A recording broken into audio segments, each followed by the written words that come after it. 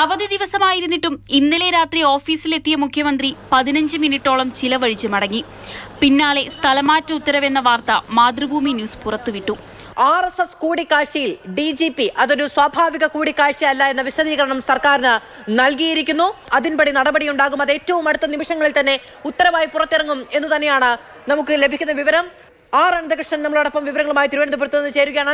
മാധു, ഭരണസിരാ കേന്ദ്രമായ സെക്രട്ടേറിയറ്റിൽ മുഖ്യമന്ത്രി നേരിട്ടെത്തി ആരെയാണോ അൻവർ ലക്ഷ്യമിട്ടത് അതേ ഉദ്യോഗസ്ഥന്റെ നടപടി രേഖകളിൽ ഒപ്പുവെക്കുകയായിരുന്നു എന്നുള്ളതാണ് ഇതിലെ കാവ്യനീതി.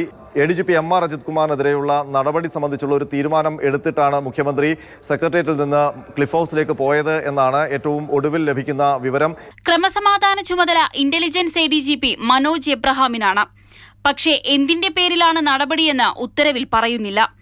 ഉത്തരവിലും സംരക്ഷണം ഒരുക്കാൻ മറന്നിട്ടില്ല മുഖ്യമന്ത്രി.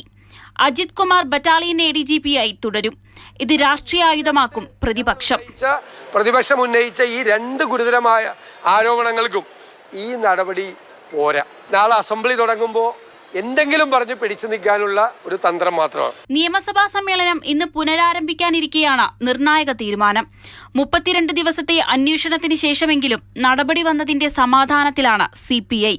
ആ സന്തോഷം ചെറുപുഞ്ചിരിയായി മുഖത്ത് കാണുന്നുണ്ട്. RSS നേതാക്കളുമായുള്ള ADGP-യുടെ കൂടിക്കാഴ്ച പുറത്തു വന്ന ആ നിമിഷം മുതൽ കമ്മ്യൂണിസ്റ്റ് പാർട്ടി ആവശ്യപ്പെട്ട കാര്യമാണ്. ആ ചുമതലയിൽ നിന്നും ADGP അജിത് കുമാറിനെ മാറ്റി നിർത്തണമെന്ന ആവശ്യം. ആ ആവശ്യം ഇന്നിപ്പോൾ നിറവേറ്റപ്പെട്ടിരിക്കുന്നു പൂർണ്ണമായിട്ടും. ഈ തീരുമാനത്തിൽ കമ്മ്യൂണിസ്റ്റ് പാർട്ടിക്ക് സ്വാഭാവികമായും സന്തോഷമുണ്ട്, അഭിമാനമുണ്ട്. വിക്കറ്റ് തെറിച്ചെന്ന് PV അൻവറും ജലീലും ഫേസ്ബുക്കിൽ കുറിച്ചു. എന്നാൽ താൻ ഉന്നയിച്ച മറ്റാരോപണങ്ങളിൽ മുഖ്യമന്ത്രിയും പാർട്ടിയും ഒളിച്ചുകളിക്കുന്നതിനെ കടന്നാക്രമിക്കുകയാണ് അൻവർ.